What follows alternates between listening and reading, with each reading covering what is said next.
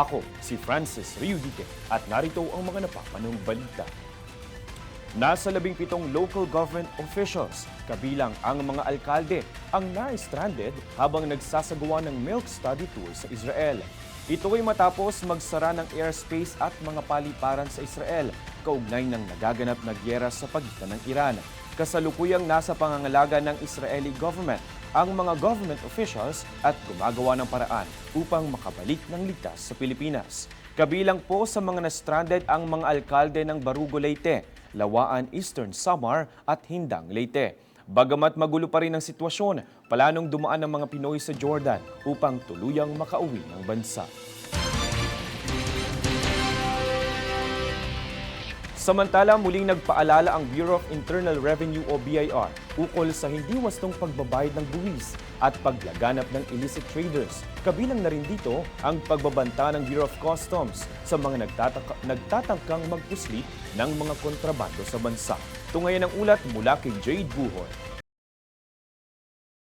At sa mga illicit traders ay hindi namin ito titigilan. Patuloy ang gagawin naming mga operations, kaya sana mag-comply na lang kayo dahil mas magandang mag-comply, nakakatulong kayo sa bansa, nakakapagnegosyo kayo ng tahimik. Ito ang pahayag ni Bureau of Internal Revenue o BIR Commissioner Romeo Lumagi Jr. ukol sa issue ng paglaganap ng illicit traders at paglobo ng tax evaders. Ayon sa panayam, mahigpit na tinutugunan ng ahensya na maabot nito ang target para sa kasalukuyang taon, kung saan ang revenue collection target ay nasa 3.2 trillion pesos. Bahagi nito sinigurado ng kawani na naipapatupad ng ahensya ang nasabing patakaran, lalo na sa pagsugpo ng illicit trade ng mga produktong sigarilyo at vape. Kabilang din dito ang pagsugpo sa mga ghost receipts, kung saan nagdedeklara ng mga kahina-hinalang transaksyon ang mga mamimili upang mapababa ang kanilang buwis. Sa kabila ng mga operasyong ito,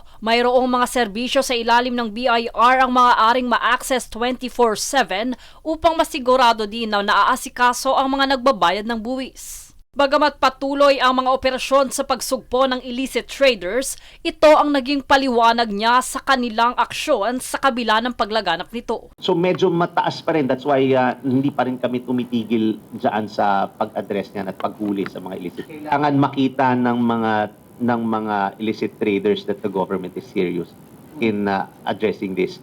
Sa bahagi naman ng Bureau of Customs o BOC, mayroong pagbaba sa mga nasugpong kalakalan ng mga kontrabando kumpara sa nakaraang taon mula 4.2 billion pesos habang nasa 417 million pesos na lamang ngayong taon. Pagpapaliwanag pa ng ahensya, ang pagbaba nito ay indikasyon ng pagkonte ng pagpasok nito sa bansa, bunsod ng tuloy-tuloy na operasyon upang masugpo ito. Base rito, sisiguraduhin din ng BOC ang pagpapanatili sa kaayusan ng kalakalan sa pamamagitan ng pagharang nito sa mga hangganan ng bansa. Hindi lamang sa mga kontrabando gaya ng iligal na droga at sigarilyo, ngunit kabilang na rin ang mga smuggled products tulad ng mga karne, gulay, maging ang mga non-food items at pati na rin ang mga small value products na ipinapadala bilang parcel. Jade Buhoy, nag-uulat para sa Golden Nation Network.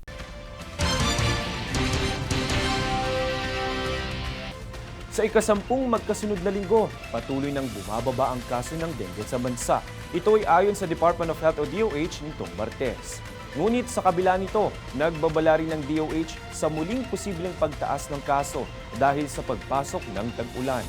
Patuloy rin ang kagawaran sa pagsulong ng vector control at kampanyang Taob, Taktak, Tuyo, Takip at Alas 4 kontra Mosquito upang makontrol ang pagdami ng kaso ng dengue.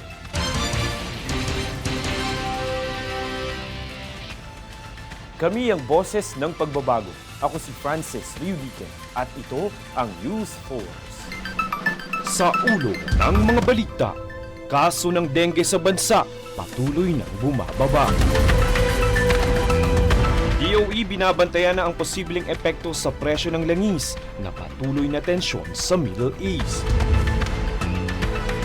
Return ng Articles of Impeachment, kinumplika ang case procedures ayon kay Senator Pimentel.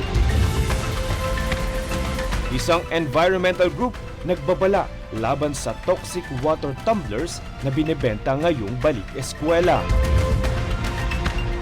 Olympic gold medalist Heidelin Diaz sasaba sa LA 2028 bago magretiro. At Trump hinimok ang Iran na sumuko na sa Israel air war. Patas at pantay na balita, komprehensibong ulat para sa pulso ng masa. Ito ang News Force.